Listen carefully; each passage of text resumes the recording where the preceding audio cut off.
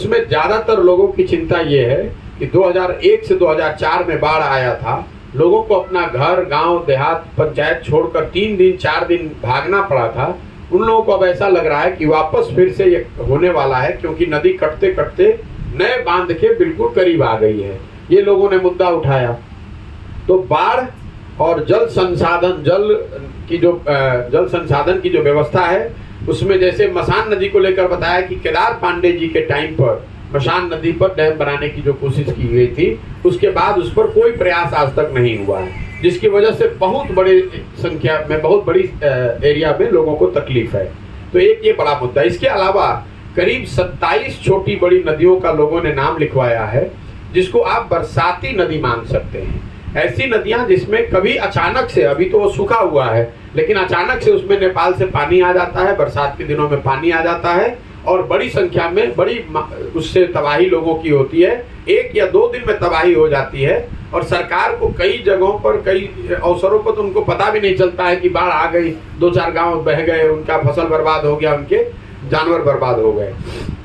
इसके अलावा जो लोगों ने एक और जो बड़ी बात चंपारण में जो मुझे अभी तक देखने को मिली है,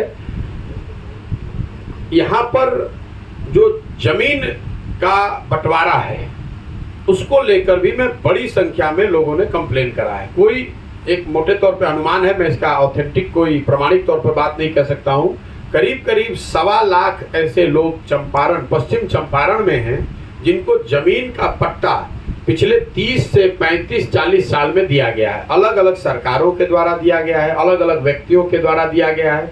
उनको पट्टा तो मिल गया, लेकिन जमीन का मालिकाना हक उनके पास आज तक नहीं आया है।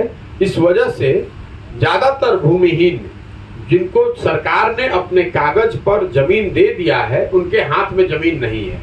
चूंकि यहाँ कटाव की समस्या बहुत है, इसलिए विस्थापितों की भी एक बड़ी संख्या है।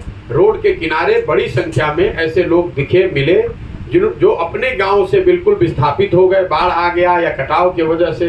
वो बजरा में भी लोग मिले, चौमुखा में भी लोग मिले, कई प्रखंडों, कई पंचायतों में लोग मिले, मसान वाले भी एरिया में मिले, जिनको लोगों को अपनी पूरी जमा पूंजी, पूरे जीवन की कमाई छोड़कर विस्थापित होकर सड़क के किनारे गरमजरुआ जमीन पर रहना पड़ रहा है, या उनके पास अपना स्थायी रहने का कोई व्यवस्था नहीं।